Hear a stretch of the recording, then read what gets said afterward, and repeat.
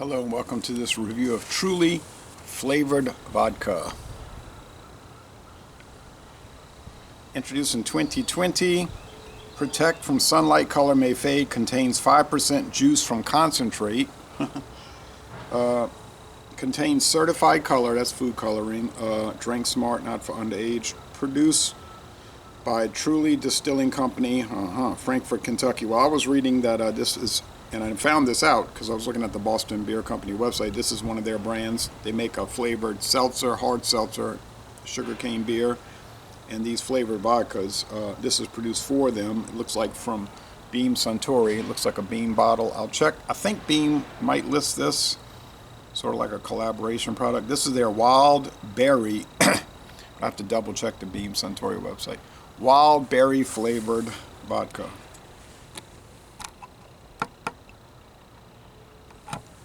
Okay, now it's not saying natural flavors.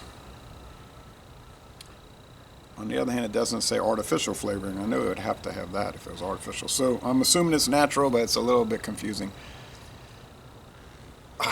These 375 milliliter bottles, beautiful PET, 30% alcohol, by the way, bottles were $1.99 at Mathern's. $1.99.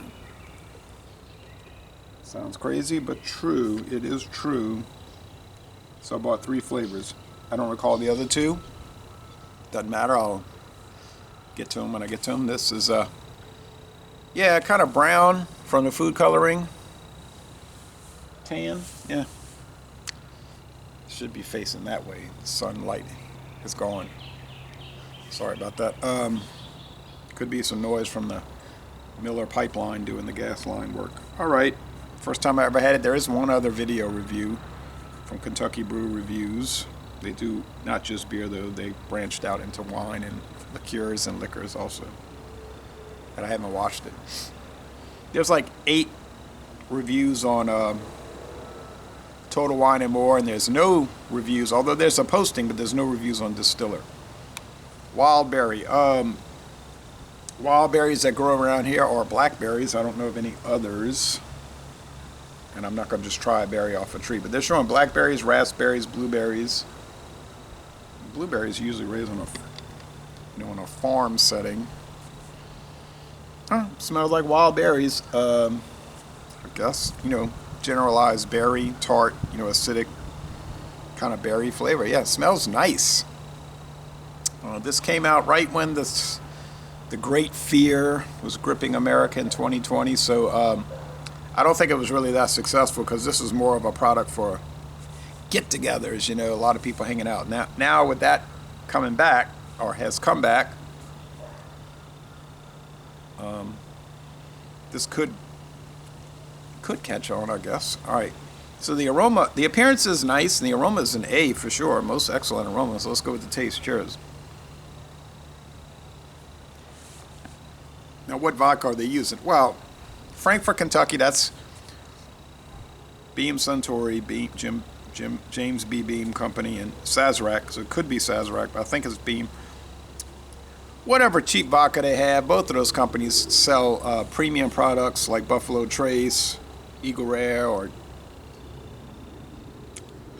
Maker's Mark and Booker's, but they sell cheap vodkas and bourbon and blends also. So you would have to assume they're using one of their inexpensive vodkas.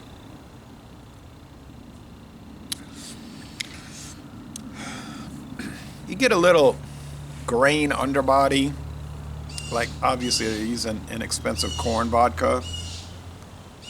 That's all right. It's kind of it is medium bodied. I thought it'd be thin bodied. It's medium bodied. Had it in the freezer.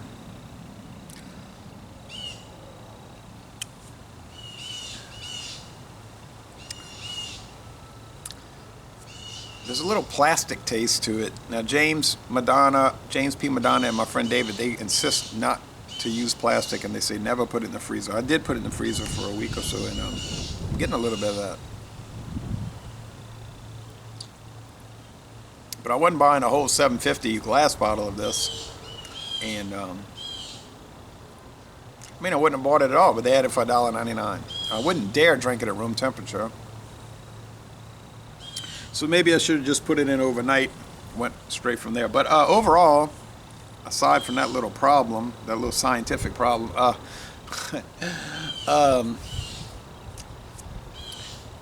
what is this really supposed to taste like? Yeah, it's supposed to taste like a wild berry flavored icy, as they sell at the convenience stores, icy or tasty freeze or slushy, I think they're called. Around here, they used to have they have like in New Orleans, Hanson's snowballs. It's a snowball stand. I don't know what those are called up north. I think snow cones, but here, Hanson's snowballs, the crushed ice. They pour the flavoring on top. They probably have a wild berry flavoring. So yeah, that's how deep it gets. You know, it's like I want to drink a vodka that tastes like a wild berry snowball. Yeah, I'm sure it's hitting all the marks.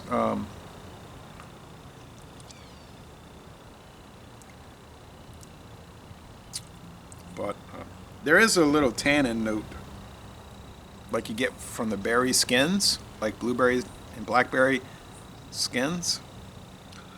That could be what's making me think of plastic, but could be just a power of suggestion knowing it's coming from the plastic bottle. Because I think the PET,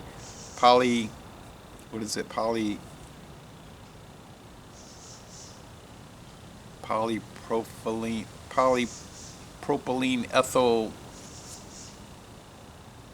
tetra, PET plastic. Yeah, they probably have it down where the freezer wouldn't hurt it.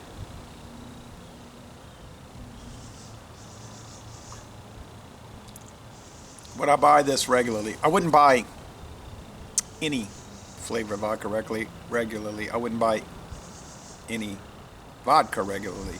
I buy these simply for reviews to see what they taste like. And I do like the tannins. It's almost like they're using real raspberry, blueberry, blackberry. Now, you know as well as I do, that's not what they're doing.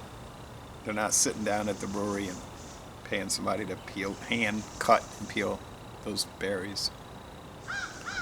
They're almost assuredly using some kind of either a liquid berry extract or oil. They come in vials, but at that production level, it's probably huge canisters, barrels of it, syrup. Or they could be using some dehydrated blackberry, dehydrated raspberry, dehydrated blueberry that they get on the wholesale market. And it's just dumped into the vodka. Then it rehydrates, comes alive,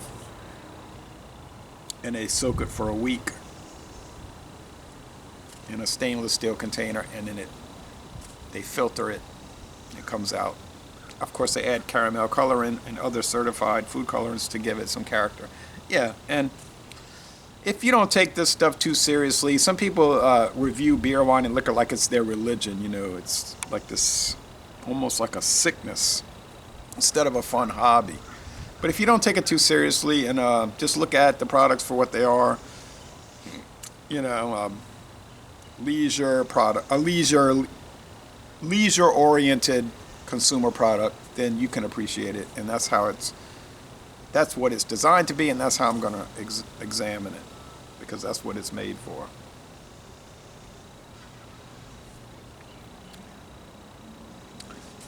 Yeah, so there's definitely that plastic taste, and I do not think that's part of the product. I just think that's part of the scientific product. And I thought, I never had this problem before with PET products, but I never had everybody's plastic product either. So anyway, to be fair, I think if it was in glass, I wouldn't be talking about that. I'm almost assured. And I've seen these glass bottles at Walmart. Yeah, they're in 750s. Might be liters. Right alongside the 99 bananas, which is incredibly popular. Yeah, I'm going to be fair with it. I'm going to say 9 out of 10, 90 out of 100. It's the most excellent product. not a most excellent product. That'd be 93 of them. But an excellent product. You know, getting into excellent. It's nice. Now I'm gonna have to think. I'm gonna have to think a little bit about those the other two flavors. Maybe what I'll do is just put them in the fridge, not freeze, and then I'll get some ice made. That might work. Yeah. So but I'm gonna do some research on these PET and freezing, and I'm thinking it's a myth, but I'm tasting plastic, you know. So anyway, sorry about that, but Laissez Le Bon Temps Relais, a interesting product, and if you see a 375 milliliter bottle for $1.99, yeah, you can't pass it up. And I'm going to end this review by saying y'all go to Frankfort, Kentucky, and take a distillery tour.